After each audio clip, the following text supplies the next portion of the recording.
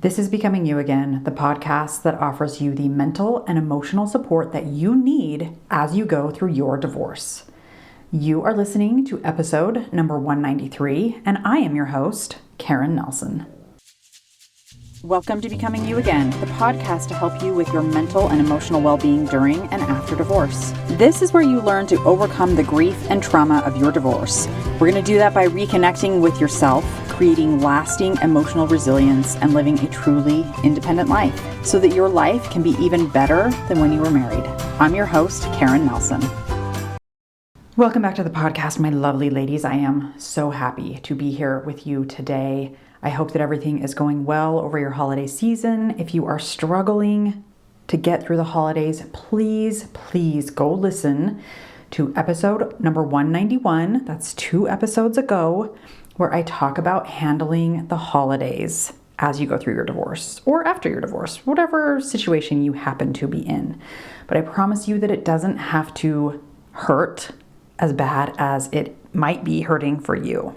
And as a little plea from me to you, if you are enjoying the podcast, if you are getting any good tools or information from this podcast, please take a moment right now as you are listening and go leave a rating and or review for me.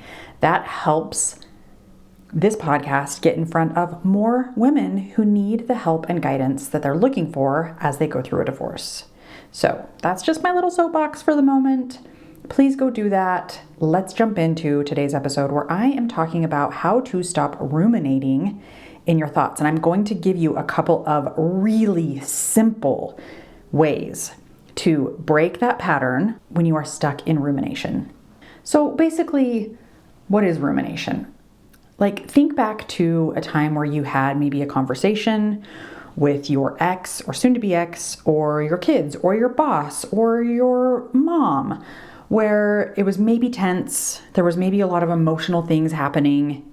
Emotions were flaring, emotions were high, the nervous system was activated, and you just keep going over that conversation in your head over and over and over, and you just cannot stop thinking about it, and you wish that you had said something differently, and you kind of are beating yourself up about, oh, why didn't I say this? And you have the perfect comeback now that you wish you would have said, but you just cannot stop thinking about it. You can't stop worrying about what this conversation might mean for the future. You can't stop replaying it. You can't stop thinking about how it felt. And you continue to feel activated hours, sometimes days even, after the inciting event. Those are called ruminating thoughts. And they can be very distressing because they continue to keep your nervous system heightened, keeping your mental and emotional load overloaded, which creates exhaustion and more mental and emotional stress for yourself, which is physically draining, which is emotionally draining, and which is mentally draining. And so after a while of continued rumination, you can feel exhausted. And that is the last thing that you want to feel as you are trying to support yourself and your kids, as you're going through a divorce, as you're trying to move forward, as you're trying to heal. The last thing you want is to be thinking about certain conversations, certain text messages, certain situations, certain interactions over and over and over again, especially when we logically know that we can't go back and change what happened in those conversations or in those moments. We're not magical. We don't have time machines where we can go back and change the past. And we can't stop the cycle because often people are like, well, just stop thinking about it. Just start thinking about something else. Just decide that it doesn't matter. Stop thinking about it. And yes, of course, that is so easy to say and so much harder to do when you are actually in those ruminating thoughts, especially when you are already going through a lot of emotional turmoil that seems to happen quite often in a divorce. Maybe you have a lot of grief that you haven't been able to release yet. Maybe you have a lot of anger that has been building up over many, many years. Maybe you're feeling some depression, some anxiety, some worry, some uncertainty. All of these things build up, and then you get stuck in a ruminating thought pattern, and you're like, I wish desperately to be able to stop thinking about this, and yet I just cannot seem to change my thoughts. And so this is a time when, instead of trying to change the thoughts, what we want to do is we want to focus on the body. This is why I'm going to give you a couple of somatic practices that you can use, because once you are able to re-regulate your nervous system, even if it's just by like a couple of points on that pain scale of 1 to 10, once you're able to re-regulate, that's when your brain will come back online and you'll actually be able to problem solve and refocus intentionally on thinking about other things other than the ruminating thoughts. Now, what's really interesting is sometimes we will fall into a ruminating thought pattern trap, if you will, when we can't really find a solution to something. Like maybe there's a problem from the situation or the text message or the email or whatever, right? Whatever brought on those ruminating thoughts. Sometimes we think, if we think about it enough, we will be able to come up with some sort of a solution. And yet, because we don't have all of the pieces, because the future hasn't happened yet, because we don't know how things are going to turn out, we can't come up with a solution, which also sometimes keeps us stuck in this ruminating thought pattern. And so, again, we want to take it back, depending on which situation it is, whether you're just continuing to focus on the thoughts of what happened, or you cannot come up with the solution to the problem that your brain thinks needs a solution. We take it back to a somatic practice. Now remember, somatic just means body. So all we're doing is, instead of staying in our brain, focusing on the thoughts, we are going to get into our body for just a minute.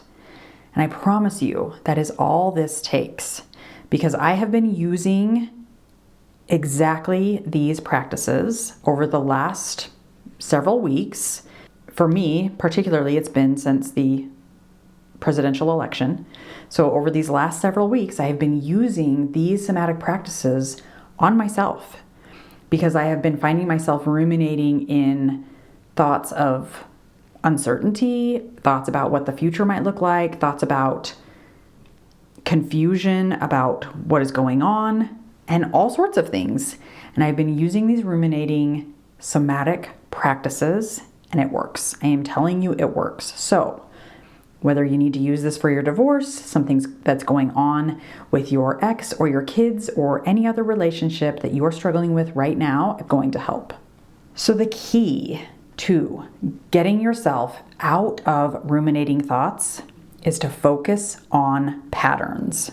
We want to focus on some kind of a structured pattern, because patterns provide a structured way of redirecting your focus, which is going to interrupt that repetitive ruminating cycle that you are stuck in. And it's also going to get you out of the future or the past in your thoughts and get you into the present. The present moment is where we are able to understand what's really going on. We reassure our body that we are safe right here in this moment and that everything is okay. And the present moment keeps us out of the worry of what might happen in the future and the anxiety of what happened in the past. All right? But patterns specifically are very key to providing structure.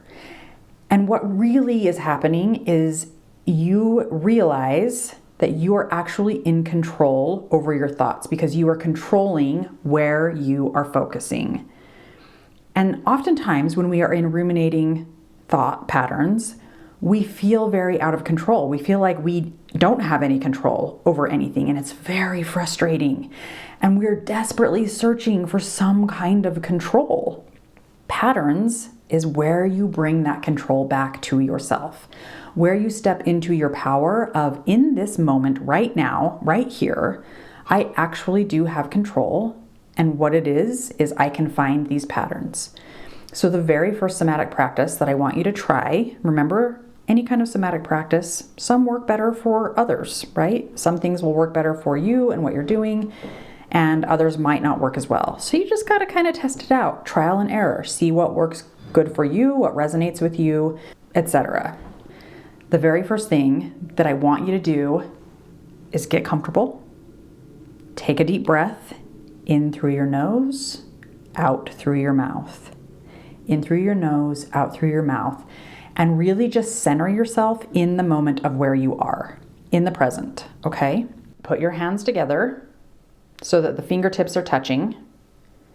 And then you're just going to count in a very patterned way, starting at your thumb, ending at your pinky, and then working your way back. 1, 2, 3, 4, 5, 5, 4, 3, 2, 1. Repeat several times if necessary, but what we're looking for is on a scale of 1 to 10, on that pain scale, we want to recognize that your nervous system is realigning in some kind of way. Whether you originally felt like you were at an 8 and you went down to a 7.5 or a 6 or a 4, whatever it is, right? So do it as often as you need to really bring you into the present moment, reminding your nervous system and your body and yourself that you are safe right now in this moment, redirecting the focus into a pattern for control, which will then bring your prefrontal cortex back online and you can step into problem solving. The next somatic practice that you can try out is just look around wherever you are, whether like right now I'm in my office. So I'm going to look around my office and I'm going to look for any kind of pattern that has to do with shapes. I'm choosing rectangles. Okay, I see rectangular windows on my French doors in my office. I see some art hanging on my wall that are shaped as rectangles. I look down on the floor and see the wood floor pattern. The wood slats are rectangular shapes. On my keyboard, on my computer, I see rectangular shapes all over the place. I open this drawer to my desk and I look inside and I find a rectangular box. I find a rectangular piece of candy. I find some rectangular pieces of paper.